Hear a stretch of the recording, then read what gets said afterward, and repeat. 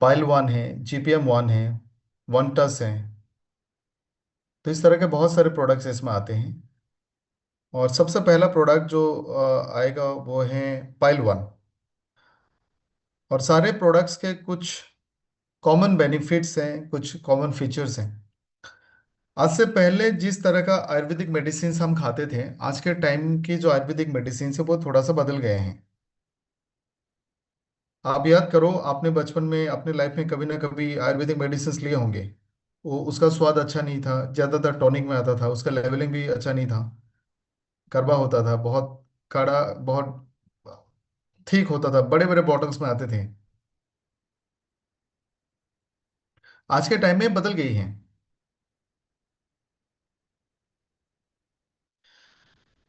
आयुर्वेदा में भी बहुत सारे तरीके हुई हैं। आयुर्वेदा में भी हमने फॉर्मुलेशन में हो, ड्रग डिलीवरी में हो, उसकी टेक्नोलॉजी में हो, हमने उसमें चेंजेस देखे हैं। एक छोटा एग्जांपल दूंगा।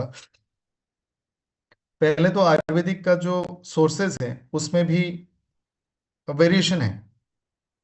अब क्या हमने तुलसी का खेती किया है फॉर एग्जांपल। अब तुलसी, उसमें पेस्टिसाइड हो, उसमें फर्टिलाइजर्स हो, तो ये ऑर्गेनिक एग्रीकल्चर नहीं है।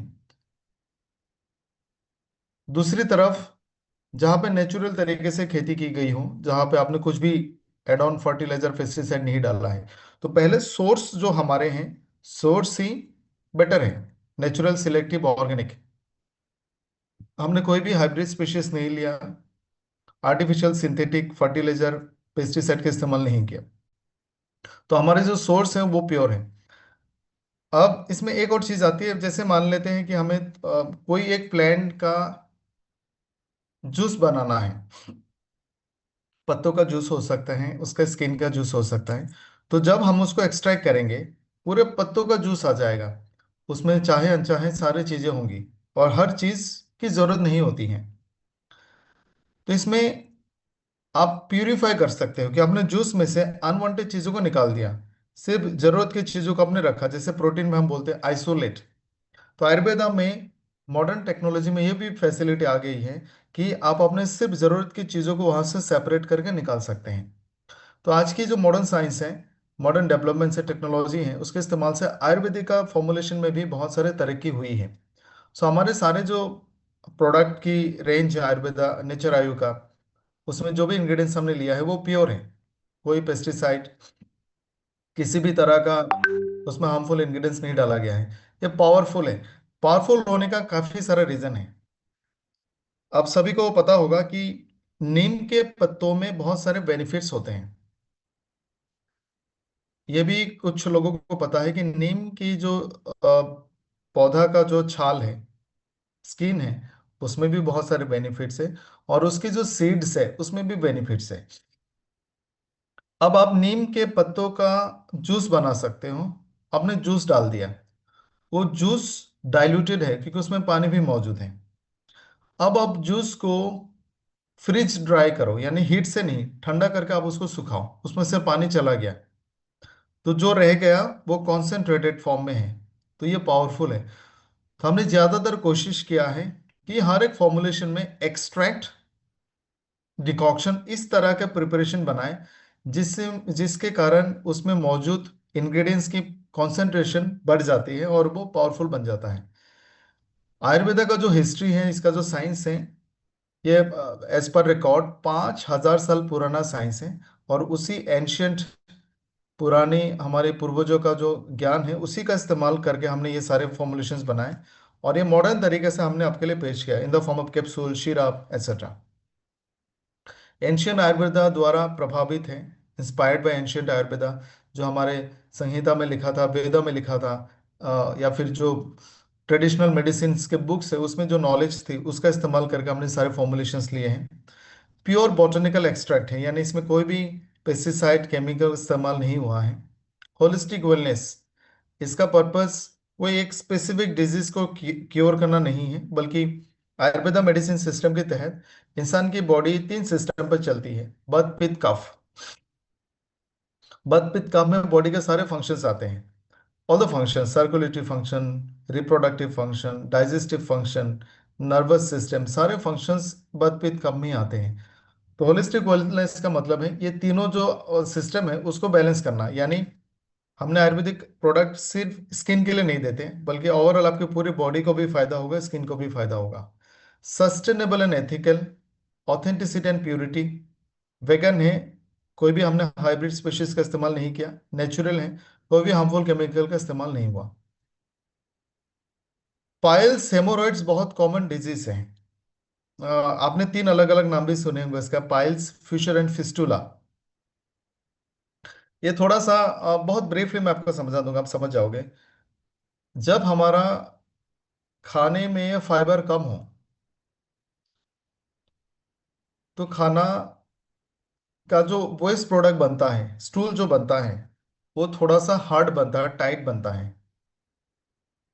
हमारे पेट में जो अच्छे बैक्टीरिया हैं वो फाइबर को खा के स्टूल को सॉफ्ट बनाता है, और इसके लिए बहुत सारा पानी की भी जरूरत होती है। जब प्रोबायोटिक्स की कमी होगी, फाइबर की कमी होगी, यानी फ्रूट्स एंड वेजिटेबल्स, इस तरह का चीज जब हम कम खाते हैं तो हमारे स्टूल जो है वो टाइट बनता है।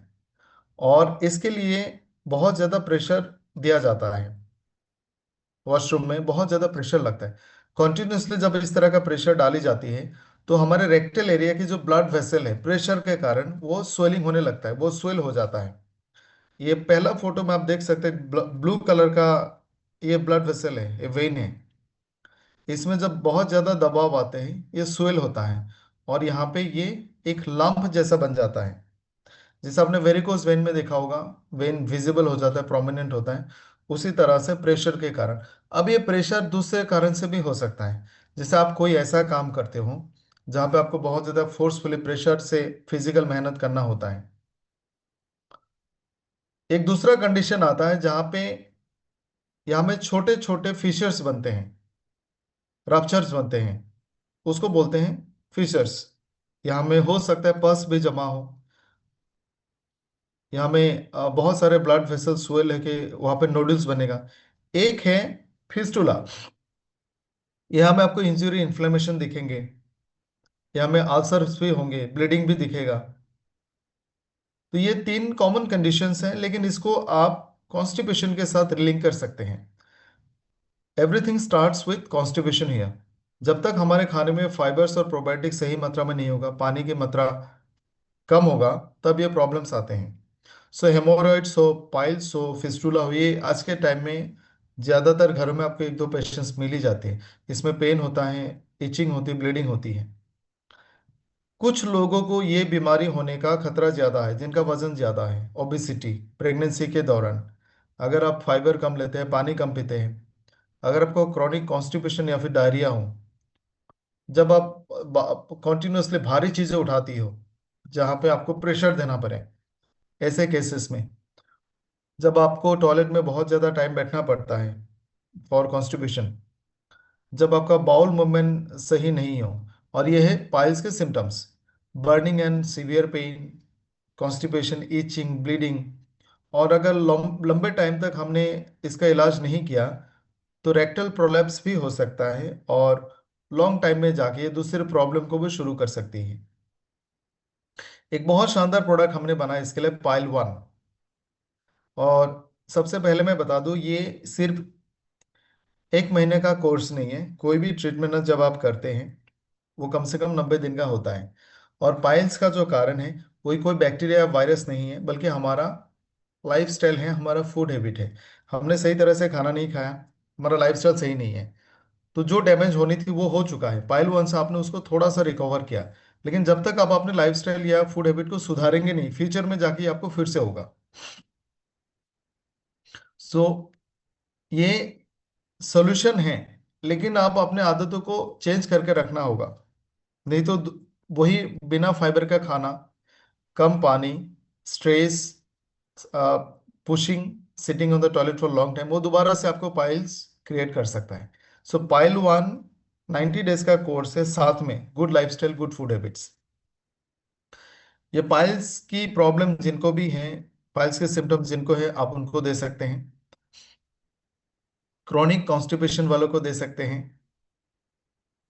डाइजेस्टिव हेल्थ को अच्छा रखने के लिए दे सकते हैं, इन्फ्लेमेशन को कम करने के लिए दे सकते हैं, इरिटेशन, इचिंग को कम करने के लिए दे सकते हैं।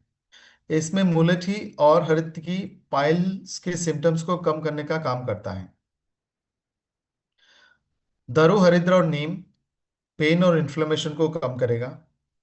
अरंदा सीड्स बाउल मूवमेंट को सही रखता है। सौंठ और पिपली ब्लोटिंग सेंसेशन को कम करेगा। हरर और काली मिर्च डाइजेशन को अच्छा रखता है। एलोवेरा हाइड्रेशन का काम करता है। जो कम पानी पीने से डिहाइड्रेशन कॉन्स्टिपेशन के चांसेस बढ़ते हैं, उसके लिए एलोवेरा इसके साथ एडेड है। इस प्रोडक्ट का सबसे बेस्ट जो कॉम्बिनेशन है वो है एबीबीटी जूस और जीपीएम। सो पाइल वन के साथ रात को सोने के टाइम में 30 ml एबीबीटी जूस आप ले। इससे आपको बहुत सारा वाटर मिलेगा, फाइबर मिलेगा, और ये बैक्टीरिया का अच्छा खाना है। इसके साथ बहुत सारे डाइजेस्टिव एंजाइम्स को स्टिमुलेट करने के इंग्रेडिएंट्स भी मिलेंगे, विटामिन और मिनरल्स भी मिलेगा। सो ये फंक्शनल हेल्दी डाइजेशन का प्रोडक्ट है, जिससे digestion, absorption, peristaltic movement, constipation की राहत, ये सारा बेनिफिट्स आपको मिलते हैं। एक डिब्बे में 67 कैप्सूल आते हैं। 60 कैप्सूल ग्रीन कलर का है और 7 कैप्सूल ऑरेंज रेड कलर का है। पहले 7 रात को सोने के टाइम में आपको एक एक ऑरेंज रेड कलर का कैप्सूल लेना है। फर्स्ट 7 नाइट्स ग्रीन कैप्सूल लेना है। 7 ग्रीन कैप्सूल हैं और 60 ऑरेंज रेड कलर के कैप्सूल हैं। तो पहला 7 दिन आप रात को सोने के टाइम में ग्रीन वाला कैप्सूल लेंगे, तो 7 दिन में 7 ग्रीन कैप्सूल खत्म हो जाएंगे। उसके बाद 8वें दिन से सुबह शाम एक एक ऑरेंज रेड कलर का कैप्सूल लेना है। लेकिन अगर किसी का वजन ज्यादा है, जो डोज मैंने आपको बताई है, आप मान लो ये डोज है,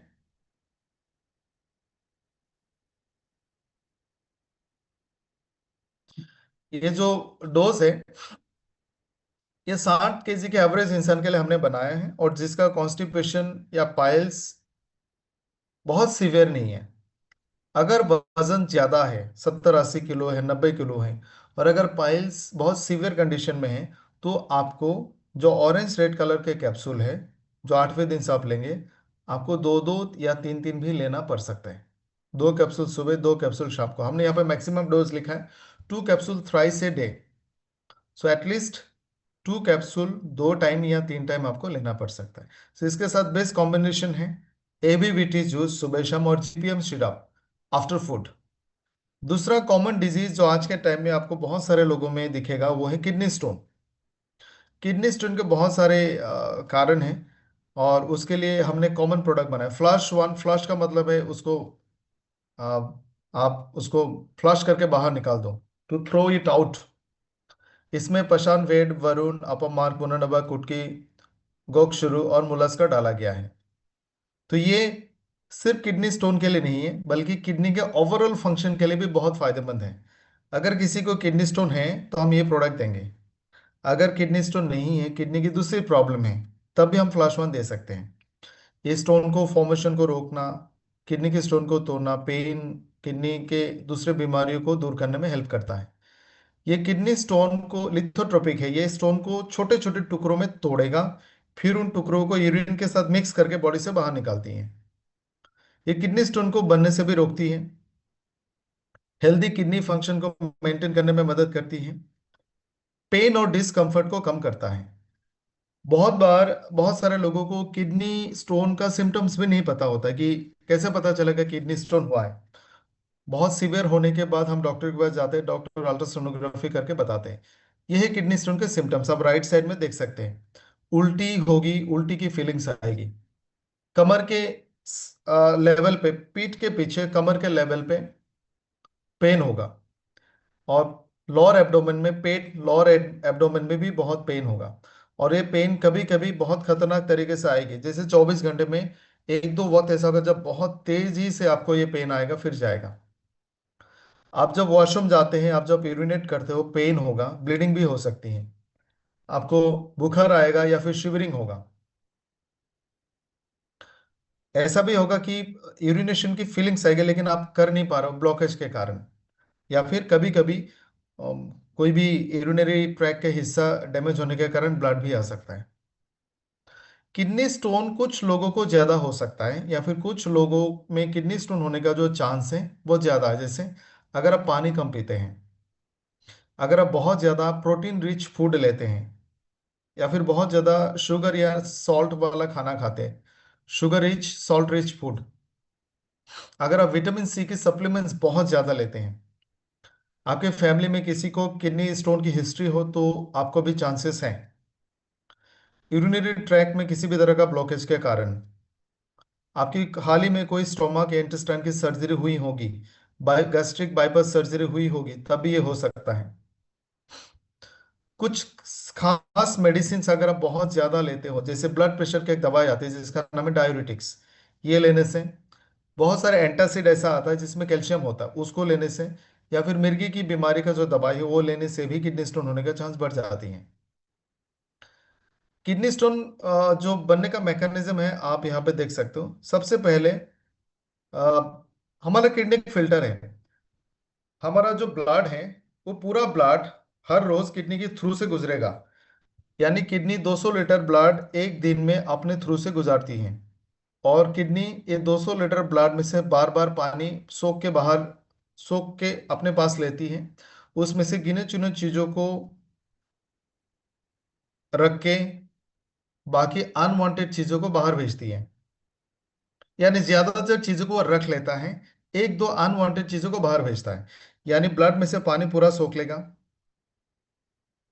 उस पानी में से बहुत सारी चीजों को वापस ब्लड में भेजेगा, और कुछ चीजों को जो अपने पास रखा हुआ है वो किडनी से बॉडी के बाहर भेज देगा। ये जो फिल्ट्रेशन प्रोसेस है, जहाँ पे पानी लेना, उसमें से छानना और वापस पानी को ब्लड में भेजना, ये कॉन्टिन्यूस प्रोसेस है। जब हम कैल्शियम रिच फूड ज़्यादा लेते हैं, प्रोटीनस फूड ज़्यादा लेते हैं, कुछ मेडिसिन लेते हैं, तो कैल्शियम जब बार बार किडनी के थ्रू से फिल्टर होकर गुजरना होता है, तो थोड़ा ज़्यादा कैल्शियम अगर इस तरह से फिल्टर होना होगा, तो कुछ कैल्शियम धीरे धीरे जमा होने लगती है, और उस प्रोसेस को कहा जाता है न्यूक्लिएशन। फिर उसमें धीरे धीरे और भी कैल्शियम के पार्टिकल जमा होते होते होते क्रिस्टल बनेगा। वही है किडनी स्टोन जो आपने यहाँ पे नीचे में फोटो देखा। इसी मैकेनिज्म से बनते हैं। स्टोन कहीं भी फॉर्म हो सकता है। ये जो राइट साइड का फोटो है ये किडनी का फोटो है, एक्सट्रीम राइट में। और किडनी से जो एक पाइप बाहर निकल के आ रही है नीचे की तरफ, वो दोनों किडनी से इस तरह से दो यूरेटर आके ब्लैडर में जमा होती है, कनेक्ट होती है। सो किडनी के अंदर में जो आपको ब्लू कलर का डार्क रेड कलर का ट्राइंगल दिख रहा है, वो फिल्ट्रेशन एरिया है। वहां में भी स्टोन फॉर्म हो सकती हैं। और सारे फिल्टर एरिया से छोटे छोटे छेद से फिल्टर्ड यूरिन बाहर आती है। तो इस ओपनिंग में भी स्टोन हो सकता है। एक स्टोन किडनी के मेन जो यूरेटर है उसके मुंह पे भी आ सकता है। यूरेटर से आके ब्लडर के अंदर में भी आ सकता है। ब्लडर से आने के बाद यूरेथर में जहाँ से पेशाब बाहर जाएगी उसमें भी, यानी किडनी से लेकर till the opening of the ureter, कहीं में भी स्टोन फॉर्म हो सकती है। जहां में भी फॉर्म होगी इससे पेन होगा, यूरिन की ब्लॉकेज होने का चांसेस है। ये स्टेप्स है। सबसे पहले कैल्शियम की क्रिस्ट मॉलिक्यूल्स थोड़ा थोड़ा जमा होने लगेगा। उसके बाद वो मॉलिक्यूल्स दूसरे कैल्शियम के मॉलिक्यूल्स को अट्रैक्ट करेगा, इसको कहा जाता है न्यूक्लिएशन। फिर क्रिस्टल बनेगा और बड़ा होगा। फिर नेक्स्ट स्टेप आएगा crystal aggregation, crystal cell interaction, और फिर ये आसपास के सेल के साथ चिपक जाएगा, क्रिस्टल रिटेंशन। इसी तरह से स्टोन बनती है। और इसके लिए हमने फ्लैश ऑन बनाए, उसमें पाषाण भेद डाला गया है जो स्टोन को तोड़ के छोटा बनाता है। पहला काम है स्टोन को तोड़ना, उसको छोटा बनाना। तो कोई भी साइज का स्टोन हो आप ये प्रोडक्ट दे सकते हैं। दूसरे काम है, स्टोन को यूरिन के साथ मिक्स कर देगा, डिसॉल्व कर देगा और बॉडी से बाहर जाएगा। ये काम करता है बरून। देन आपा मार्क यूरिन की फ्लो को बढ़ा देती है। कुटकी किडनी को डिटॉक्सिफाई करती है। पुनर्नवा ये यूरिन की आउटपुट को बढ़ाती है, एंटी इन्फ्लेमेटरी का काम भी करती है, और इससे ब्लड प्रेशर भी कंट्रोल होती है। गोक्षरू किडनी स्टोन और इन्फेक्शन, सॉरी किडनी इन्फेक्शन को रोकती है। एंड मुलास्कर ये किडनी में स्टोन होने का प्रोसेस को रोक देती है, क्रिस्टलाइजेशन को रोकेगा। सो जिसको भी किडनी स्टोन है या फिर चांसेस है, आप 1 से 2 कैप्सूल दिन में 2 बार ले सकते हैं। तीसरा प्रोडक्ट है यूरिक वन। ये यूरिक एसिड के लिए हमने डिजाइन किया गया है। यूरिक एसिड के लिए इस प्रोडक्ट को डिजाइन किया गया है। यूरिक एसिड का सिम्टम्स बहुत सारे लोगों को होता है। हमारे बॉडी में ब्लड में एक मिनिमम अमाउंट का यूरिक एसिड रहता है। Uric acid is a metabolic waste product. जब हम प्यूरिन बेस्ड प्रोटीन वाला खाना खाते हैं तो उससे उसको हजम करने के बाद, डाइजेशन के बाद यूरिया बनती है, और यूरिया को लिवर, किडनी यूरिक एसिड के फॉर्म में बॉडी से बाहर निकालती है। एक सर्टेन लिमिट के बाद, से for example 2 to 7 units, 0.2 to 0.7 units uric acid हमारे ब्लड में होना चाहिए।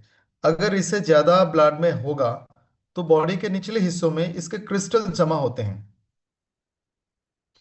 आप एक बर्तन में, एक शीशे के कप में गर्म पानी लो, आप उसमें नमक डालते जाओ और मिक्स करते जाओ, डालते जाओ, मिक्स करते जाओ, डालते जाओ, मिक्स करते जाओ। ये काम अगर आपने अगले 3-4 मिनट तक 3-4 मिनट तक किया तो एक टाइम आएगा जिसके बाद और नमक उसमें जाएगा नहीं। जब ये पानी धीरे धीरे ठंडा होगा, आपको उस शीशे की बोतल के नीचे नमक के दाने दाने, क्रिस्टल्स जमा होता हुआ दिखेगा।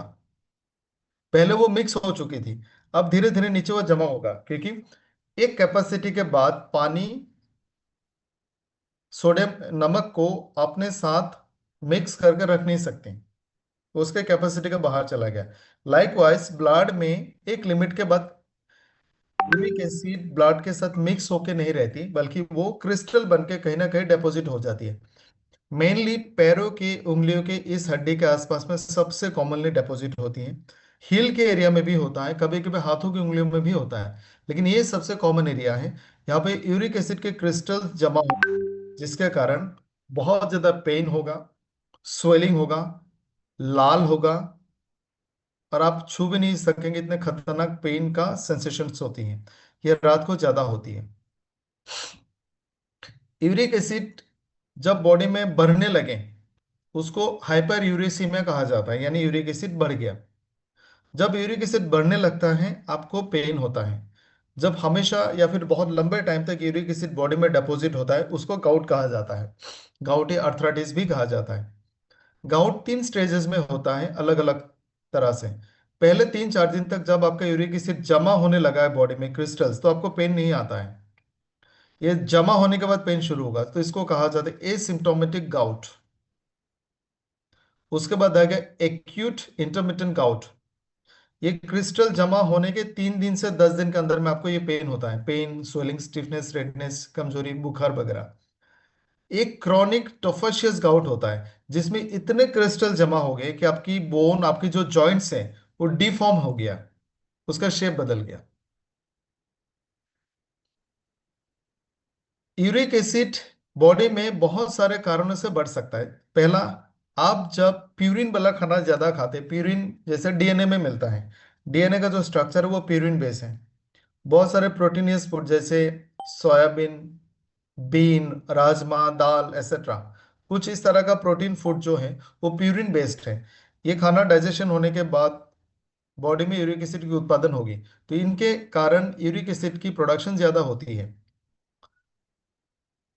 जैसे meat, seafood, beer, distil spirits, fructose, ये सारे ज्यादा खाना आपका यूरिक एसिड को बढ़ाएगा। बॉडी में अगर प्यूरिन के मेटाबॉलिज्म ज्यादा हो रही है तब भी बढ़ेगा। एक बीमारी है जिसका नाम है ट्यूमर लाइसिस सिंड्रोम। इसमें बॉडी के सेल्स ज्यादा, ट्यूमर वाला सेल ज्यादा मरने लगते हैं, और हर सेल में डीएनए होता है, वो मरने के बाद ही यूरिक एसिड बनेगा। सो ये सारे कॉमन रीजन है जैसे जैसे आपका यूरिक एसिड बढ़ती है। ये यूरिक एसिड के सिम्टम्स हैं, और ये सारे कॉमन लोकेशन है जहाँ पे यूरिक एसिड की पेन सबसे ज्यादा होती है। यूरिक एसिड यहाँ पे डिपॉजिट ज्यादा होती है, एल्बो में, रिस्ट में, नीज में और टोज में। इसके लिए हमने जो प्रोडक्ट डिजाइन किया है वो है इरिक वन। इसमें महारशदी, घान, गुगल गिलोय, पुनर्नवा, हल्दी, निर्गुंडी, गोक्षरू डाला गया है। इससे यूरिक एसिड की उत्पादन कम हो जाएगा, यूरिक एसिड की एक्सक्रीशन बढ़ेगा, यूरिक एसिड की डेपोजिशन भी कम होगा। इसके साथ ये गाउट और पेन, जॉइंट्स की जो पेन होती है यूरिक एसिड के कारण, उसके चांस को भी कम कर देता है।